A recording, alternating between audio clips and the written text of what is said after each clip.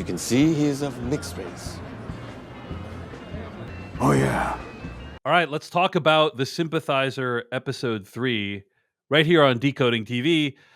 The episode is entitled Love It or Leave It. Patrick Klepek, I'm curious, you had a bit of a roller coaster for the first couple episodes. You didn't like episode 1 very much. You got hooked a little bit more by episode 2. How did episode 3 leave you feeling overall? David, I love it. I'm not leaving it. I think, where I no, not good. Good one. You nailed it. Nailed it. I think as I articulated in our review of the first 2 episodes, I had struggled with the tone in the first episode. Yeah. And in the second episode, I think I settled into what the show was and what it was going to be. And that continues in the third episode. I think once it was on its frequency, like I've found this show to be like tremendously funny and dark and interesting, and the tonal shifts that weren't working for me are now like probably its greatest strength. The fact that it is able to do all that, and I think episode 3 like swings in some really extreme directions on that, and yet like absolutely worked for me. Like the show is operating at a high level, and I'm enjoying it tremendously. I'm also really loving it. I think there's just so much to think about and talk about. It's a really tragic story in many ways, and I find it resonates with me a lot. So I am still loving the show, and episode 3 is no exception. I will say, we'll talk about it. There's a big swing at the end of the episode. All I could do was think about you during which I am. I'm sure there's a quote that you're going to read from later that's in our show notes, and I was like, when's a certain thing happened in this episode? Head in my hands, going, oh, he's gonna hate it. Oh, he's gonna hate it so much. He's gonna hate it so much. I don't want to be predictive, but well, we'll get there. We'll get there. We'll get there. All right. So the third episode of The Sympathizer, let's talk about what actually happens. We're going to spoil the episode. This episode revolves around the captain and his friend Bond's attempt to assassinate their colleague Juan, aka the Major, aka Dumpling. Characters have a lot of different names on the show. The general has ordered this assassination, and Bond reveals that he was basically an assassin that was part of the F6 program in Vietnam. And I looked this up. The F6 program, also known as the Phoenix program, according to Wikipedia, quoting here, the program, which lasted from 1967 to 1972, was designed to identify and destroy the Viet Cong via infiltration, assassination, torture, capture, counterterrorism, and interrogation. Throughout the program, the Phoenix program neutralized, that's in quotes on the Wikipedia page, 81,740 people suspected of Viet Cong membership, of whom 26,369 people were killed, and the rest were surrendered or captured. End quote. So basically, it turns out Bond, the guy who's been catatonic after his wife and kid died leaving Vietnam, he's been literally a silent killer this whole time. He's been an assassin the entire time, unbeknownst to the captain, who's the main character of the show. And this whole moment is essentially what snaps him out of this, not borderline, like a catatonic state that he has been in since losing his entire family and escaping to a country that he has no formal, like he's just here. But the moment, we could kill someone. I have a job to do. Entire person. Right. I mean, it's actually, I'm not going to call it relatable necessarily, but I thought you were going to say chilling. I was like, I didn't know you were going to even go in the direction of relatable.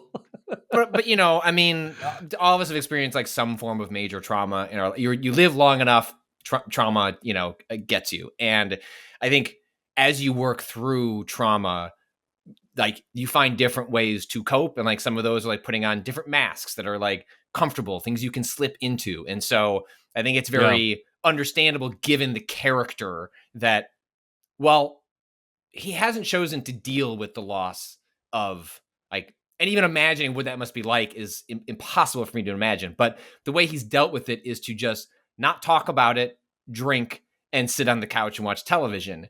And the moment he is allowed to slip back into a character, a part of his life that he understands, that he was clearly good at, successful at, and fit into an older version of his life that did feature his family, like immediately snaps into composure and becomes a completely different person. It's a really well done portrayal because you see this guy so many times. He's just in the background saying nothing, and then all of a sudden he's really into assassin mode. The two of them unsuccessfully try to discuss how they're going to do the assassination. They're at the Major's house. All of a sudden, the Major's mom shows up just out of nowhere, invites them inside the house. She is highly adorable and makes it very difficult for them to murder the guy. The actual whole episode is both, black comedy is really an apt description for the show because the whole episode is really like almost over the top comical in terms of all the things you see that make you like the Major as a character. Like he's got 2 kids, he's got a wife, he loves his mom, he's just trying to make it in America. Like he's just a dude, he's a completely innocent dude just trying to make a life for himself in America. And the more you learn about him, the less you want him to die as a character. But it's just, this whole scene was hilarious of them just sitting there getting tea from the Major's mom and needing to figure out a way to kill the Major despite all this. There is a lot of this episode in particular, but you can feel a little bit in the show. Like there's a lot of Barry energy in this show. Yes. Where I'm not arguing that the show was influenced by Barry, but just the idea of how do you balance the bleakness, like the darkness that is at the heart of so much of the show with comedy is just extremely hard to do this well. And Barry at its best was unbelievable at pulling that off. And I think the Sympathizer is showing itself even early in this season with a really deft ability to run between those two tones. And it was a huge part of what I adored about Barry, and it's a huge part of what I'm finding compelling about the Sympathizer. She's about to have this thing called a longevity celebration, and the 2 guys are invited, so it's going to be a great time for everyone. Turns out the Major has a side business buying and selling expired Vietnamese candies. The Major also talks to the captain about it. The captain wants the Major to cut him in on the business, and the Major has this philosophy about America. He wants to live the American dream and make it rich. He also says that you must commit to living in America and become fully American. He says, if you don't, you're just a wandering ghost living between 2 worlds forever. A lot of pathos in this, because obviously the Sympathizer is somebody who is trapped between worlds. He's supposed to betray the people who he's friends with. He's also caught between the world of the East and the West. But the idea of like committing to America, I find to be like a really powerful concept, because I think, I'm just going to put this out there, as an Asian American, many people have like, this is something that like I internalized, right? As a Asian American. But when you fully commit to America, it doesn't work out exactly like the guy describes, right? Like, there's a significant portion of the population that will never see you as American, and the idea of the Major thinking like, oh, you got to commit to America. That's the only way, that's the only way it's going to work. And then to do that, only to find that actually not quite, that's not quite sufficient to become fully American, as it were. It's just a very sad concept. And certainly it doesn't work for the Major either. He's not facing off with forces that were already here, but he's facing off with forces from his past that obviously have like sort of ensnared him in this episode. So I just thought that was like a very poignant idea, like what it means to be in America, what it means to be an outsider living in America. These are all like themes throughout the entire show. At least his character gets to articulate it. Like the character at the heart of the show doesn't get to express how they feel between these different worlds openly and honestly because of the very nature in which they're caught between them. And so right. In some ways, a lot of the characters that orbit him are expressions of his own internal tensions, and the actions he takes against them or not against them, just the feelings he has towards them as he's ripped between these different worlds are themselves sort of how we are able to view and see like him express working through that, because he can't actually, there's no one in his life that he can actually talk to openly and honestly about all of it. everyone goes to the Major's mom's longevity party. We meet Congressman Ned Godwin, a third character played by Robert Downey Jr., and the captain reconnects with the Major's daughter. The captain and Bond decide they're going to assassinate the Major on Independence Day. This way, the fireworks going off will provide a distraction from any gunshots that occur. The captain dresses up in a blonde wig and hands the Major a bag of durian fruit, pretending it's a friendly visit. But the captain quickly reveals he has no idea what the hell he's doing, and an extremely protracted and kind of slapstick, painfully poorly executed killing occurs. Very, very Coen Brothers-esque here. Also, when the Major realizes what's happening, he hits the captain in the head with the durian fruit, which is real painful. I think that fruit is like around 4 or 5 pounds. Basically, it's kind of it would hurt. Imagine, yeah, it would hurt. It would hurt. But yeah, this assassination scene lasts like 5 minutes, 5-10 minutes, and the only thing that I was kind of like wondering is, really, are we to buy that the captain has absolutely no experience killing anyone? That was the only thing that I was like, oh, I guess he is really, really terrible. That said, kind of a funny but also extremely tragic scene with the Major getting killed while his mom is right above him watching the fireworks. Patrick Klepek, what was your reaction to this whole sequence? Well, I think part of what we see with this character is we're constantly seeing how they do a lot of work with their mouth, right? Like, they are venomous, they are deceitful, they are smart, but that's different than putting a gun in your hand.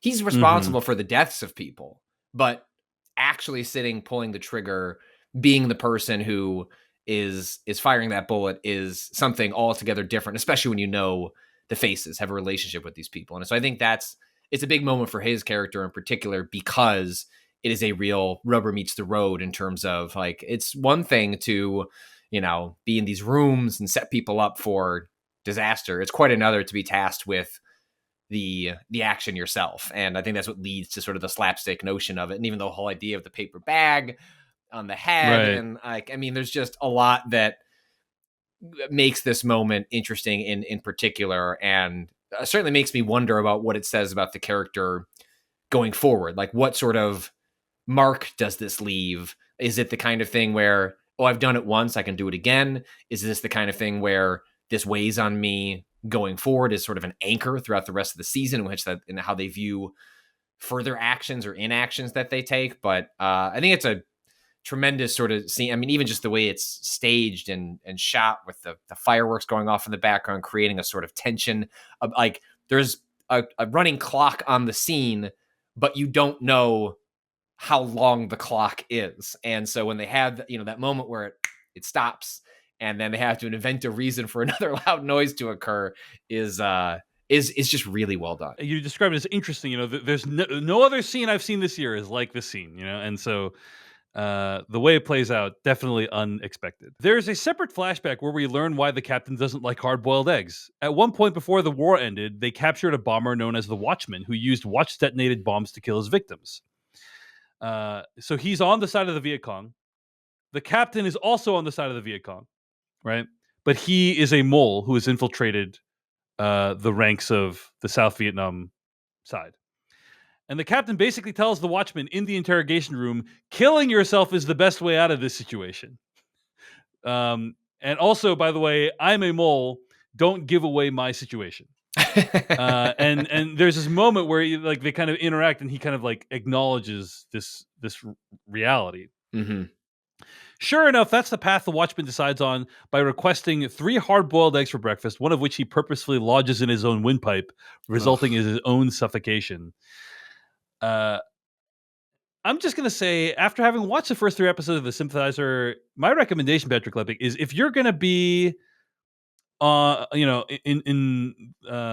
one side of the war, like, take one of the roles where you like, people need to die to not give up your location, not the one where you're doing the dying. Because there's been multiple cracking an egg. There's been multiple people who have been like tortured now, and they know that the captain is there, and it's like, well, a lot of people the captain better be a really high value asset, because a lot of people are being tortured and killed because of this guy.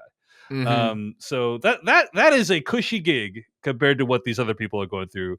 Very sad and upsetting. But also Robert Downey Jr.'s character, the CIA agent, like takes the egg and eats it. Pretty pretty weird. Pretty weird, upsetting stuff. I think that character, and we'll get there, right, in terms of the Downey of it all, certainly by the end of this episode. But this is my favorite of the characters he is playing in the show. I think it's the most. It helps. It's the one we spent the most time with. It feels the most plot critical. It feels the most nuanced. And so, I have my issues with how the show is otherwise deploying Downey in as an actor, but every time this version of him shows up, it feels good. Like I'm interested to see what this character is going to do.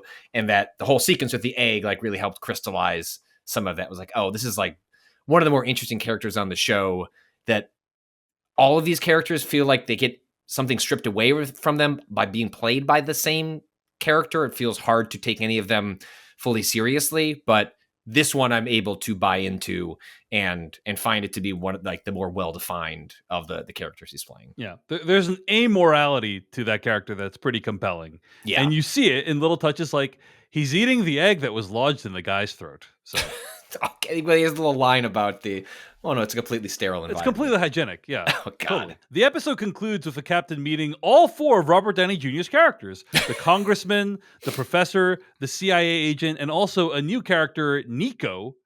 He's a director, and I believe he's kind of like a stand-in for Francis Ford Coppola, white dude in the 70s who's trying to make a movie about Vietnam. So anyway, as the four Robert Downey Jr. characters do lines of coke off of naked women, the captain is haunted by the ghost of the major he killed. So that's how the episode ends. Now, the scene with four Robert Downey Jr.'s, there is an interview in GQ with costume designer Danny Glicker where he talks about what the hell was going on here. The steakhouse scene was visually pivotal for the entire show, cementing that these men all exist in the same world.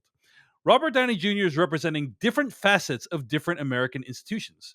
No matter where the captain turns, and no matter how these characters present themselves, they're always the same at the very end. They're always trying to use the captain for their own needs, end quote. Compelling idea, Patrick Klepek. Mm-hmm. Do you feel like it was brought to life effectively in that scene?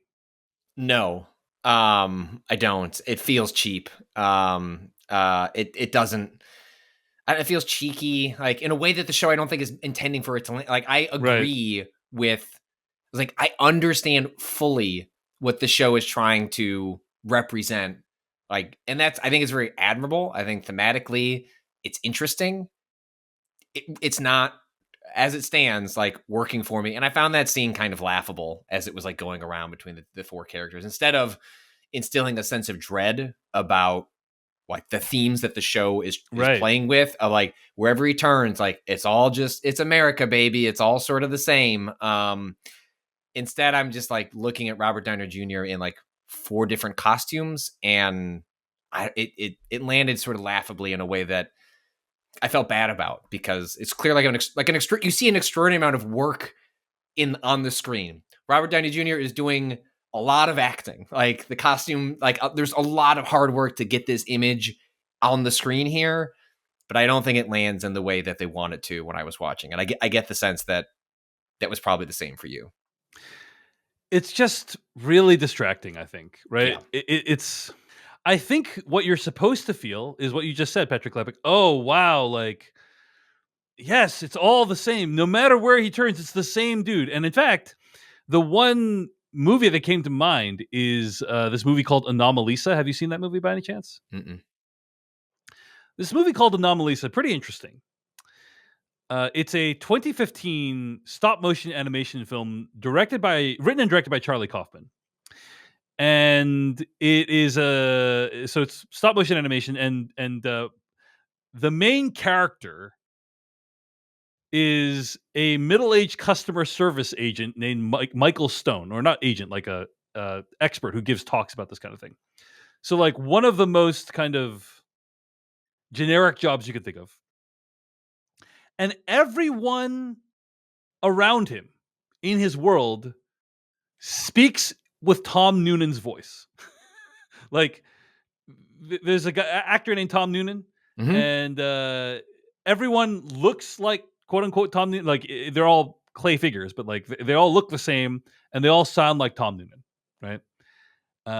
And then, except he meets somebody named Lisa, who doesn't speak like Tom Noonan, and so that's like the whole hook of the movie. Is like, everyone, like the person, the driver, the valet, the person at the front desk at the hotel, like all these people, they're all Tom Noonan, and then he meets someone who is different.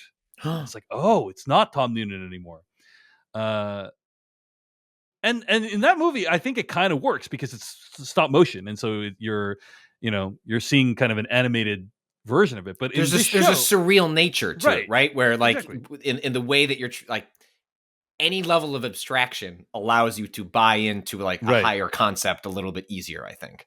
Right. But with this show, The Sympathizer, what you want to be thinking about is, oh wow, yeah, everyone wants to use him. What I'm thinking about is, how do they do that? Like, wow, a lot of Tropic Thunder energy going on in this Robert Downey Jr. performance.